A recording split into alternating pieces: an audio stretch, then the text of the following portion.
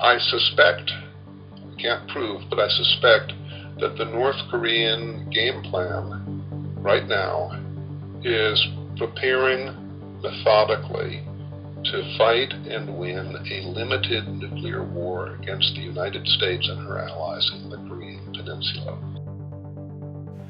That's Nick Eberstadt, a foreign policy expert with the American Enterprise Institute, explaining why North Korea is probably the most serious foreign policy threat America faces.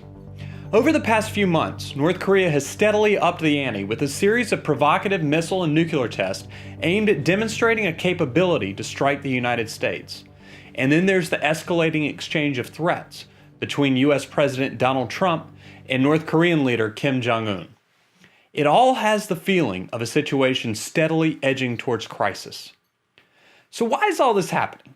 Why is this tiny little country, led by a dynasty of odd little men with hilarious haircuts and absurd suits, so obsessed with nuclear missiles? Is North Korea just crazy, or is there something more to it?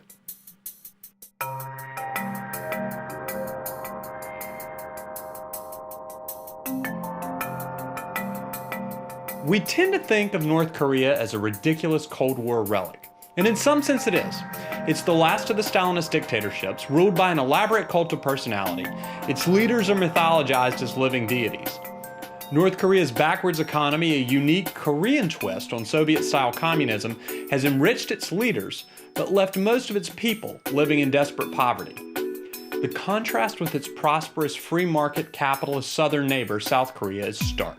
Nighttime satellite images of a dark North Korea and the bright, vibrant South are a fitting metaphor.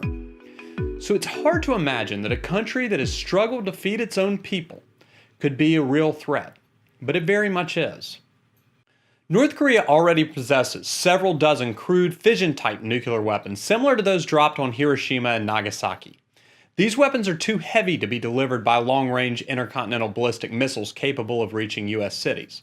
However, they likely could be used with North Korea's short and medium-range missiles to strike targets in Japan and South Korea, as well as the U.S. military base on Guam. The new Hwasong-14 intercontinental ballistic missile the North recently tested has the range to reach the U.S. mainland. But there's disagreement over whether it could reliably be used to attack a U.S. city with a nuclear weapon just yet. Video from a Japanese weather camera appears to show the missile's re-entry vehicle breaking up as it came back into the Earth's atmosphere. But the re-entry vehicle is hardly the most difficult part of building a working ICBM. It's likely North Korea will work out the kinks soon enough, and when it does, most major U.S. cities will be within range. And now Pyongyang claims to have developed a hydrogen bomb, which is not only more powerful, it can also be made small enough to fit atop an ICBM that could reach the U.S. homeland. The atomic bombs North Korea previously tested generate their explosive power by splitting atoms apart through nuclear fission. A hydrogen bomb, also known as a staged thermonuclear device, works on the same principle that fuels the sun. In these types of bombs, atoms of hydrogen isotopes are squeezed together, releasing vastly more energy through nuclear fusion. Whether the device North Korea tested actually was a hydrogen bomb is a matter of debate, but there's no question that it was far larger than anything they had previously tested. Based on seismic data, NORSAR, a Norwegian nuclear monitoring group, estimated the yield of the device is equivalent to 120 kilotons of TNT. This would make it 8 times more powerful than the 15 kiloton weapon dropped on Hiroshima. If it wasn't a hydrogen bomb, it was at least something called a boosted fission device, which uses a small fusion reaction to increase the power of a conventional atomic bomb. Either way, it confirms that if North Korea doesn't already have a thermonuclear warhead capable of reaching the US, it soon will. So why is North Korea so determined to build a weapon that enables it to attack the United States, a country with more than enough nuclear weapons of its own to reduce them to dust if the two ever came to blows? There's several explanations. The first is self-preservation. North Korea's nuclear ambitions date back to the end of the Cold War.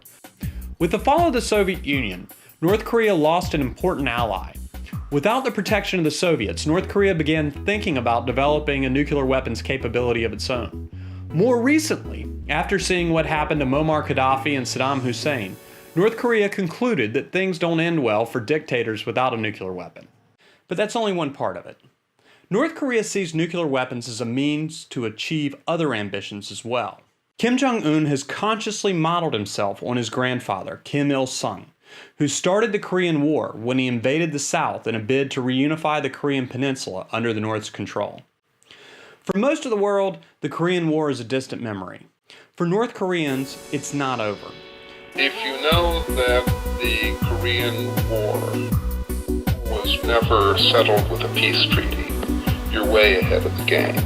And for the North Korean leadership, the war is very much a live, active, and raging proposition. The North Korean leadership intends to settle the war on its own terms. A nuclear weapon also helps reinforce the regime's own propaganda. North Koreans are raised from birth to believe that their country is the envy of the world, and that their leader is the greatest of them all. North Korea tells its people that it's a great world power. Having a bomb simply makes that seem more real.